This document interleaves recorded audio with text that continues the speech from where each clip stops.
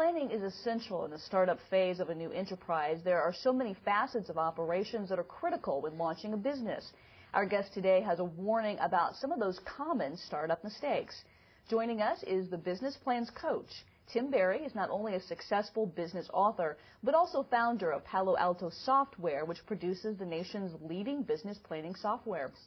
Thanks for joining us here at SBTV.com. Thank you, Amy. What's one of the most common mistakes that an entrepreneur may make during the startup process?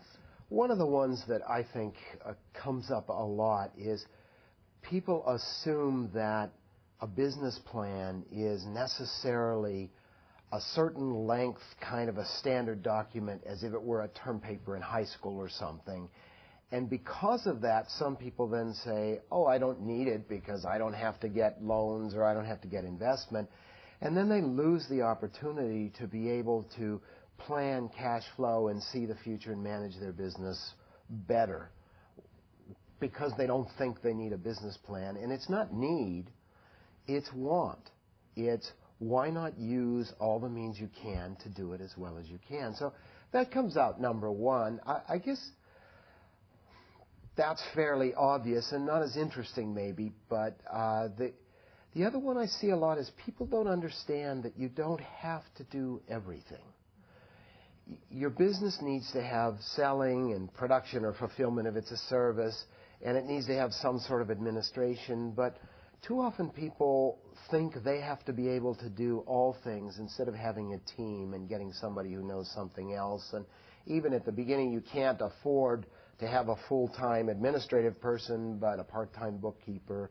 That one hurts a lot, that people just think they're alone and they have to be. So as the entrepreneur is going through the startup process at the beginning of their business, are there some red flags that they should look for, some common problems that crop up? The worst failures in business are caused by nobody needs what you're selling.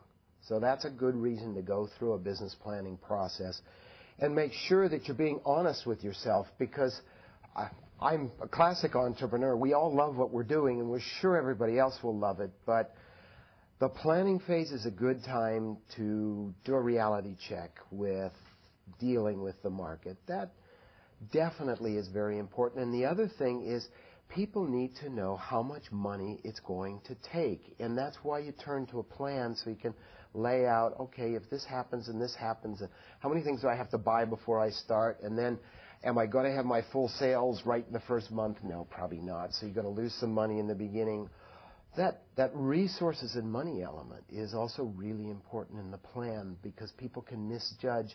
And what you don't want to do, the real nightmare scenario, is you get halfway through the startup phase and run out of money, and you're losing money because you didn't know how much you needed to get all the way to where you start breaking even. So as those entrepreneurs are starting through the startup process, what are some resources that you would recommend that they utilize?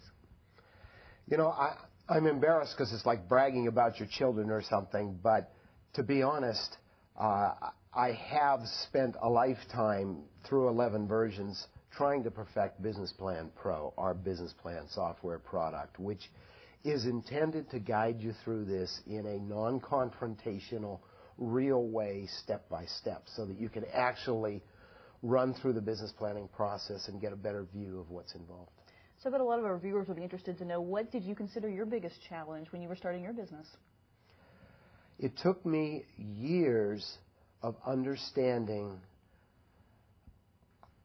the difference between selling hours and selling boxes.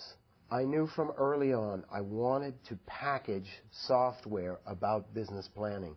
But it took me literally years of consulting in business planning, which I then used to support the business, excuse me, which I then used to support the business while we were building products. And it was a very long process, and it was hard to stick to the plan as reality emerges. And of course, plans are always wrong, so you have to keep revising and revising and revising. It's funny, I'm still working the same business plan that I started in 1983, and it's still not done, and it will never be done. Great. Well, thank you very much for sharing that. It's good advice from Tim Berry. You can visit www.timberry.com, or also you can check out his blog. That's at blog.timberry.com. And you'll find a number of other topics and tips from Tim Berry in the Small Business Growth Series that's located right here on SBTV.com, where small business is the only business.